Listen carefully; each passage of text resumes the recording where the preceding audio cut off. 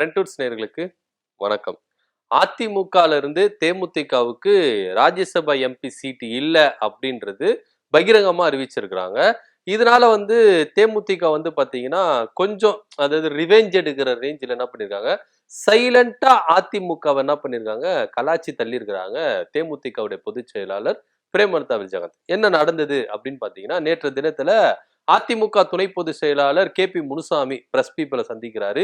சந்தித்து என்ன பண்றாரு, அதிமுக சார்பா யார் ராஜ்யசபா எம்பிக்கு போறா 2 பேர் அப்படின்றத அனௌன்ஸ்மெண்ட் பண்றாரு. ஒன்னு இன்பதுரை, இன்னொன்னு முன்னாள் எம்எல்ஏ தனபால், செய்யூர் தனபால் அப்படின்றவர் என்ன பண்றாங்க, அனௌன்ஸ்மெண்ட் பண்றாங்க. சோ இவங்க 2 பேர் தான் அதிமுக சைட்ல இருந்து என்ன பண்ண போறாங்க, ராஜ்யசபாக்கு எம்பியா தேர்வெடுக்க போறாங்க அப்படின்னு சொல்லிட்டு வேட்பாளரை அனௌன்ஸ்மெண்ட் பண்ணிட்டாங்க. சோ இந்த வேட்பாளர்லாம் அறிவிச்சுட்டு கூட இன்னொரு வார்த்தையை சொல்றாங்க. என்ன அப்படின்னு பாத்தீங்கன்னா, தேமுதிக இன்னமும் எங்க கூட தான் கூட்டணியில இருக்கிறாங்க அப்படின்னு சொல்லிட்டு KP முனுசாமி அனௌன்ஸ்மெண்ட் பண்றாரு. அதிமுக தரப்புல இருந்து என்ன சொல்றாங்கன்னா, இன்னமும் அதாவது எங்க கூட்டணியில இருந்து இன்னும் தேமுதிக விலகல, நாங்க ஒதுக்கி வைக்கல, அவங்க எங்க கூட கூட்டணியில தான் இருக்கிறாங்க அப்படின்றது திட்டவட்டமா அதிமுக தரப்புல இருந்து என்ன பண்றாங்க சொல்றாங்க. ஆனா இத தேமுதிக அக்செப்ட் பண்ணிக்குதா அப்படின்னா இல்லவே இல்ல. நேற்று தினத்துல தேமுதிகவோட பொதுச் செயலாளர் பிரேமலதா விஜயகாந்த் என்ன சொல்றாங்க அப்படின்னு பாத்தீங்கன்னா, தேமுதிகவுக்கு அதிமுக துரோகம் இழைச்சிருச்சு. அதாவது அவங்க திட்டவட்டமா சொல்றாங்க. என்ன அப்படின்னு பாத்தீங்கன்னா, எங்களுக்கு 2024 நாடாளுமன்ற தேர்தல் 5 சீட்டு நாடாளுமன்ற உறுப்பினர், ஒரு ராஜ்யசபா சீட்டு அப்படின்னு சொன்னாங்க. ஆனா அதுல என்ன பண்ணாங்க, இயர் அது என்ன பண்ணல, மென்ஷன் பண்ணவே இல்லை. நாங்க கேட்டோம், ஏங்க எங்களுக்கு மென்ஷன் பண்ணவே இல்லை, இயரை மென்ஷன் பண்ணவே இல்லை அப்படின்னு சொல்லி நாங்க கேட்டோம். அதுக்கு எடப்பாடி பழனிசாமி என்ன சொன்னார்னா, இது நடைமுறையில இல்ல, இயரை மென்ஷன் பண்றது நடைமுறையில இல்ல அப்படின்றது எங்களுக்கு ஒரு துரோகம் மாதிரி தான் இருக்கணும், எங்ககிட்ட ஒரு பொய் சொல்லிட்டாங்களோ அப்படின்ற ஒரு ரேஞ்சில தான் நாங்க என்றோம். அப்படி எப்படிங்க நீங்க இயரை மென்ஷன் பண்ணாம நீங்க ஒப்புதல் போடுவீங்க? இப்போ உதாரணத்துக்கு எது எல்லாத்துக்கும் பாத்தீங்கன்னா ஒரு கால கெடு நிர்ணயம் இருக்குது. அதே போல இவங்க தேர்தலில் பாத்தீங்கன்னா இயர் மென்ஷன் பண்ணல அப்படின்னா இந்த வருஷம் கொடுக்கலாம், அடுத்த வருஷம் கொடுக்கலாம், அதுக்கு அடுத்த வருஷம் கூட கொடுக்கலாம், அதுக்கு அடுத்த வருஷம் கூட கொடுக்கலாம் அப்படின்ற ரேஞ்சில் இழுத்துட்டே இருப்பாங்களே. ஒரு இயர் நீங்க மென்ஷன் பண்ணீங்கன்னா தான் இந்த வருஷத்துக்குள்ள எங்களுக்கு கொடுக்கணும் அப்படின்னு சொல்லிட்டு ஒரு மென்ஷன் ஆகும். இதை வச்சுதான் தேமுதிக தரப்புல இருந்து என்ன சொல்லியிருக்காங்கன்னா, இயரை மென்ஷன் பண்ணுங்க அப்படின்னு சொல்லும்போது எடப்பாடி பழனிசாமி என்ன சொல்லியிருக்காரு, அது நடைமுறையில இல்ல அப்படின்றத என்ன பண்ணியிருக்காரு சொல்லியிருக்காரு. சோ இங்கே பாத்தீங்கன்னா தேமுதிகவுக்கு கொஞ்சம் சறுக்கல் தான், கொஞ்சம் ஏமாற்றத்தின் பாதையில நம்ம செல்கிறோமோ அப்படின்ற ஒரு அச்சத்துல தான் இருந்திருக்காங்க.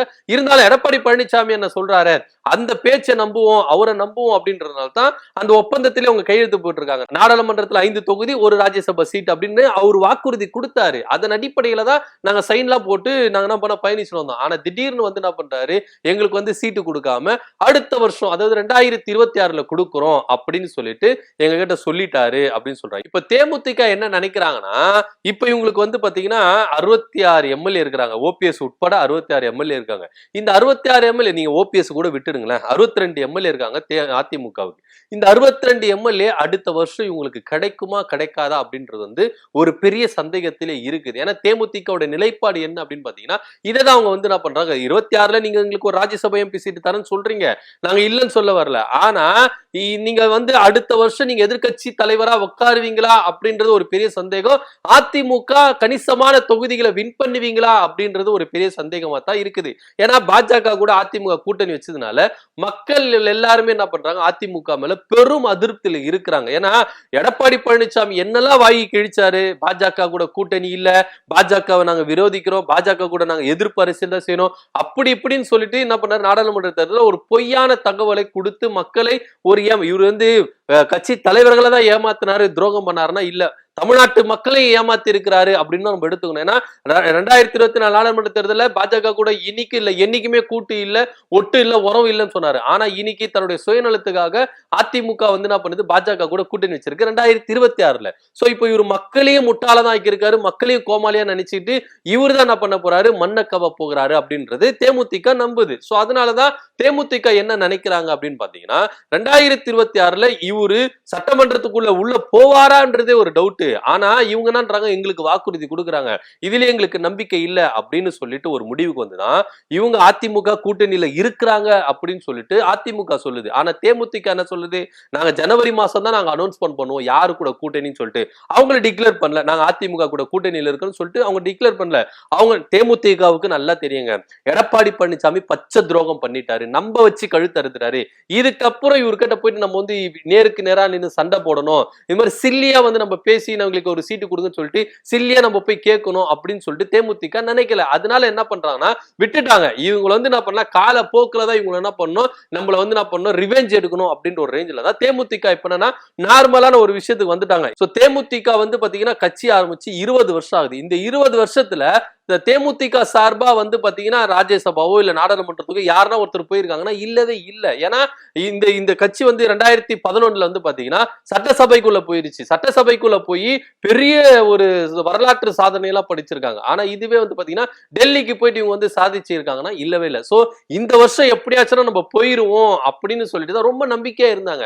ஆனா அந்த நம்பிக்கையில மண்ணவாரி போட்டிருக்காரு எடப்பாடி பழனிசாமி. சோ இதெல்லாம் வந்து என்ன பண்ணிருக்காங்க, தேமுதிக வந்து என்ன பண்ணிருக்காங்க நினைச்சு 2026ல இவரு இதே மாதிரி நம்மளுக்கு டிமிக்கி கொடுக்க மாட்டாருன்னு விஷயம்.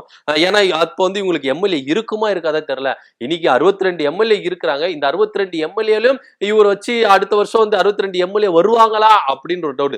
முதல்ல ஒரு 10 எம்எல்ஏ எடுக்கிறாங்களா பாருங்க, அதுக்கப்புறம் நம்ம பேசிக்கலாம் அப்படின்ற ரேஞ்சில தான் தேமுதிக என்ன பண்றாங்க, இவர் பேச்ச நம்புறதுக்கு தயாரா இல்ல. அதனாலதான் அதிமுக என்ன சொல்றாங்கன்னா தேமுதிக கூட்டணியில இருக்கிறாங்கன்னு சொல்றாங்க. ஆனா இங்க தேமுதிக என்ன சொல்றதுன்னா நாங்க கூட்டணியில இல்ல அப்படின்றத வெளிப்படையா சொல்லாம நாங்க 2026 ஜனவரி மாசம் கடலூர் நடக்கிற அந்த மாநாட்டுல தான் நாங்க யாரு கூட கூட்டணியில இருக்கிறோம், நாங்க திமுக கூட கூட்டணியை சேர போறோமா இல்ல அதிமுக கூட்டணியில நீடிக்கிறோமா அப்படின்றத நாங்க அப்பதான் சொல்லுவோம். இல்ல மூன்றாவதா ஒரு அணியை உருவாக்கி விஜய் கூட நாங்க கூட்டணி வைக்கிறோமா அப்படின்றத நான் கடலூர்ல நடக்கிற மாநாட்டுல தான் நான் சொல்லுவேன்றத திட்டவட்டமா சொல்லியிருக்காங்க. பிளஸ் கமா போட்டு இன்னொரு விஷயத்த சொல்லியிருக்காங்க, அதிமுகவுடைய வேட்பாளருக்கு வாழ்த்துதல் சொல்லவே இல்லை. அட் சேம் டைம் மதுரையில நடந்த திமுக பொதுக்கூட்டத்துல மறைந்த தலைவர் தேமுதிக தலைவர் விஜயகாந்த் அவர்களுக்கு இரங்கல் தீர்மானத்தை நிறைவேற்றிருக்காங்க திமுக கட்சியினர். சோ இத வாழ்த்தி என்ன பண்ணிருக்காங்க, பாராட்டியிருக்காங்க. முதல்வர் ஸ்டாலின் அண்ணனுக்கு எனக்கு ரொம்ப நன்றி, நான் வாழ்க்கையில மறக்கவே மாட்டேன் அப்படின்ற ரேஞ்சில அவங்க என்ன பண்ணிருக்காங்க, தன்னுடைய அன்பை வந்து பொழிஞ்சிருக்காங்க. உடனே வந்து அரசியல் வட்டாரத்துல என்ன சொல்லிட்டாங்க அப்படின்னு பாத்தீங்கன்னா, அதிமுக வந்து தேமுதிகவை துரோகம் இழைச்சிச்சு, உடனே திமுகவை இவங்க கூட்டணிக்குள்ள சேர்க்கிறதுக்கு திமுக வந்து என்ன பண்றாங்க, இது மாதிரி ஒரு டிராமா போடுறாங்க அப்படின்னு சொல்லிட்டு என்ன பண்றாங்க, அரசியல் வட்டாரத்துல பேச ஆரம்பிச்சிட்டாங்க. ஒரே ஒரு விஷயம் தான் நல்லா தெரிஞ்சுங்க, எந்த ஒரு கட்சி அது அதிமுகவா இருக்கட்டும் திமுகவா இருக்கட்டும் மறைந்த தலைவர்களுக்கு இரங்கல் தீர்மானத்தை கொண்டு வருது ஒவ்வொரு கட்சியோட மரபா இருக்கு. அது வந்து பாத்தீங்கன்னா தேமுதிக தலைவர் இருந்தாரா அதுக்கு மட்டும் இல்ல, எல்லாருக்கும் என்ன பண்ணுவாங்க, மறைந்த தலைவர்களுக்கு எல்லாருக்குமே இரங்கல் தீர்மானத்தை கொண்டு வர்றது ஒவ்வொரு கட்சியோட மரபா இருக்கு. அந்த வகையில தான் திமுக பொதுக்கூட்டத்துல மறைந்த தேமுதிக தலைவர் விஜயகாந்த் அவர்களுக்கு இரங்கல் தீர்மானத்தை கொண்டு வந்திருக்காங்க. இத வந்து பாத்தீங்கன்னா மனசார வாழ்த்தி வரவேற்றிருக்காங்க தேமுதிகவுடைய பொதுச் செயலாளர் பிரேமலதா விஜயகாந்த். அது உடனே வந்து இது மாதிரி இது பண்றாங்க. ஆல்ரெடி இந்த கூட்டணி வந்து ரொம்ப ஸ்ட்ராங்கா இருக்குங்க.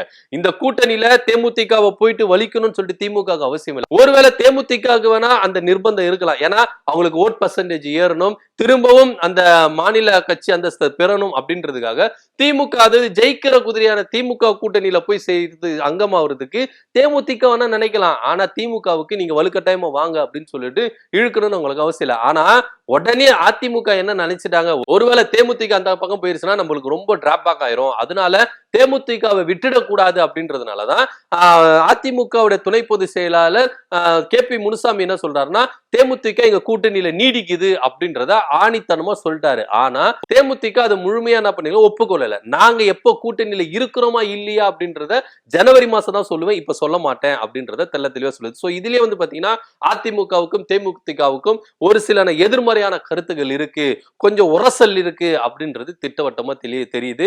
சோ என்ன நடக்குது அப்படின்றத பொறுத்து பார்க்கலாம். ஆனா உண்மையிலே வந்து பாத்தீங்கன்னா தேமுதிகவுக்கு அதிமுக துரோகம் இழைச்சிருச்சு, பச்சை துரோகம் இழைச்சிருச்சு அப்படின்னு தான் சொல்லணும். ஏன்னா அதிமுக ரொம்ப நம்பினாங்க, எடப்பாடி பழனிசாமி ரொம்ப நம்பினாங்க பிரேமலதா விஜயகாந்த். ஆனா உண்மையிலேயே வந்து பாத்தீங்கன்னா இவங்க எடப்பாடி பழனிசாமி யாரெல்லாம் நம்புறாங்களோ அவங்களுக்கு எல்லாருக்குமே நம்பிக்கை துரோகம் பண்ற ஒரு கேரக்டரா தான் எடப்பாடி பழனிசாமி இருக்கிறாரு அப்படின்றது இதன் மூலியமா வெளியே வந்திருக்கு. ஏன்னா அவர் வந்து சசிகலாவுக்கு துரோகம் பண்ணியிருக்கிறாரு, ஓபிஎஸ்க்கு துரோகம் பண்ணியிருக்கிறாரு, டிடிவி தினகரனுக்கு துரோகம் பண்ணியிருக்கிறாரு, இன்னும் கட்சியில அவருக்கு சப்போர்ட்டியா இருந்து உங்களுக்கு எல்லாருக்குமே துரோகம் பண்ணியிருக்கிறாரு.